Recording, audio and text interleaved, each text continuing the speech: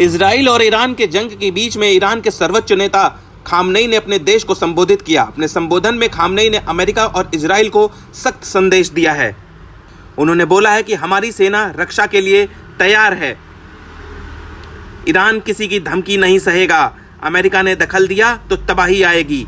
Israel ने बड़ी गलती की है। इजराइल को खामियाजा भुगतना होगा।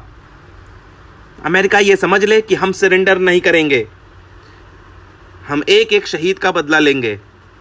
खामनेई का संबोधन खत्म होने के फौरन बाद इजराइल ने तेहरान में कई हवाई हमले कर दिए, जिससे कि हड़कंप मच गया। खामनेई का संबोधन जैसे ही खत्म हुआ, लविजान इलाके पर हमला किया। इजराइल ने इस हवाई हमले से हड़कंप मचा दिया।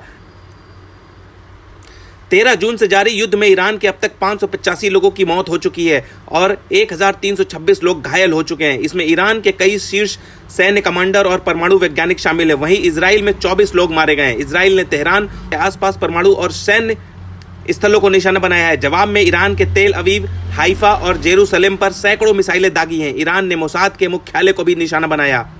युद्ध के दौरान ईरान ने पहली बार इजराइल पर फतेह हाइपरसोनिक मिसाइल दागी। इससे कितना नुकसान हुआ इसकी जानकारी अभी सामने नहीं आई है। फतेह 1 को पहली बार 2023 में प्रदर्शित किया गया। इसकी रेंज 1400 किलोमीटर, आवाज़ की गति से कम 5 गुना तेज गति से लक्ष्य की ओर हमला करती है।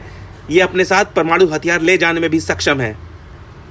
इजरायली सेना ने कहा है कि उसने अब तक युद्ध के दौरान ईरान में 1100 से ज़्यादा ठिकानों पर हमला किया है। वायुसेना ने बताया कि आज उसने करमनशाह में सैन्य अड्डे पर तैनात 5 ईरानी AH-1 हेलीकॉप्टरों को नष्ट कर दिया। आज ही 40 ठिकानों पर हमला किया गया है। इजराइल के रक्षा मंत्री इजराइल के काट्ज ने कहा कि इजराइल अब ईरान में सरकारी ठिकानों और मीडिया संस्थानों को निशाना बनाएगा।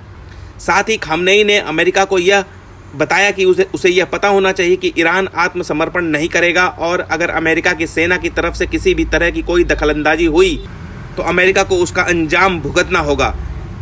ईरान, ईरानी राष्ट्र और उसके इतिहास को जानने वाले बुद्धिमान लोग इस राष्ट्र से कभी भी धमकी भरी भाषा में बात नहीं करेंगे, क्योंकि ईरानी राष्ट्र आत्मसमर्पण नहीं करेगा। इससे पहले अमेरिकी राष्ट्रपति डोनाल्ड ट्रंप ने ईरान से बिना किसी शर्त के आत्मसमर्पण करने के लिए कहा था।